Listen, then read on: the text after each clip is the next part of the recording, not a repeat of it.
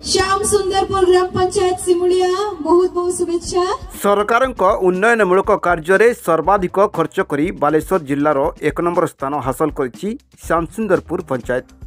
बालेश्वर जिला सिमुलिया ब्लॉक रे नूतन करी गढ़िथिबा श्यामसुंदरपुर पंचायत को मिलिला 58 SFC सम्मान।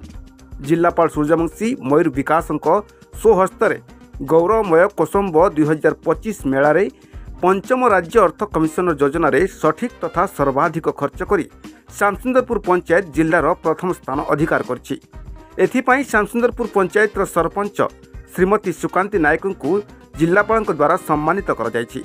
सिमुलिया ब्लॉक प्रशासन एवं पंचायतवासी सरपंच को पूर्ण सहयोग करथिबारु सेमानंकु से धन्यवाद जणाइछन्ति एवं आगामी दिन में किभली निज पंचायत को आहुरी उन्नति करा जाय परिबो सेति से दृष्टि देवा सह समस्त सहयोग कामना करिसेंति।